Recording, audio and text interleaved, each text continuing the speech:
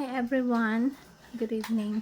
So, may mga kabataan ngayon, sobrang babad sa iba't ibang klaseng napakaraming information na kanilang mga nalalaman. Pero itong mga information na to is, kumbaga parang, hindi naman talaga yung kailangan nila. So, okay lang kung yung mga kabataan natin ngayon is babad sila sa information na kung saan makakatulong sa pag-grow nila. Napakaganda nun. Pero, karamihan ngayon is hindi nila kailangan yung mga information na meron sila.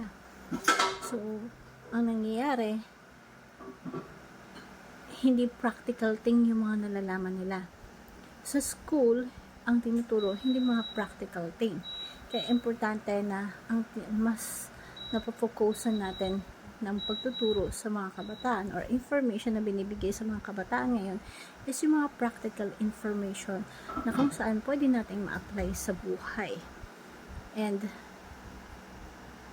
kailangan bilang isang magulang or bilang isang nakakatanda na meron kang mga nakakabatang kapatid, huwag nating hayaan silang maging babad sa mga information na sobrang dami kasing information na ngayon and may mga access yung mga kabataan ngayon.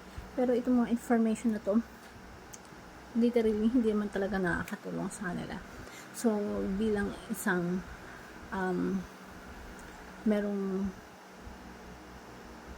bilang isang ate, bilang isang nanay, bilang isang magulang, dapat maturuan at matutukan natin yung mga kabataan ngayon na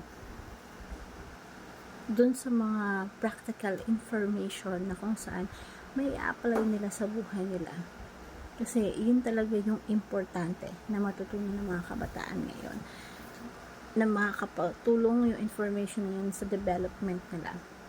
At maging instrumento tayo bilang mga nakakatanda na gagabay sa kanila para matutunan nila itong mga information na to. At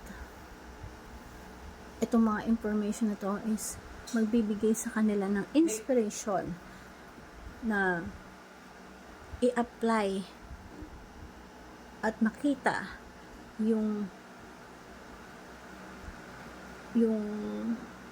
result once they apply that information, kasi importante yung information na yun. Hope na we learn something about this matter at maging aware tayo sa mga information. Marami kasing false data out there yung nagkalat. And yung false data na yun, minsan hindi tayo aware na nasisira neto yung, alam mo yung talagang direct to the point na knowledge na naibibigay dapat sa estudyante, sa mga kabataan. So, be aware of the false data, false informations that given out there. Lalo na yung mga false data na nagbibigay ng takot, wrong information sa mga estudyante. Hope we learn something. Thank you everyone and God bless.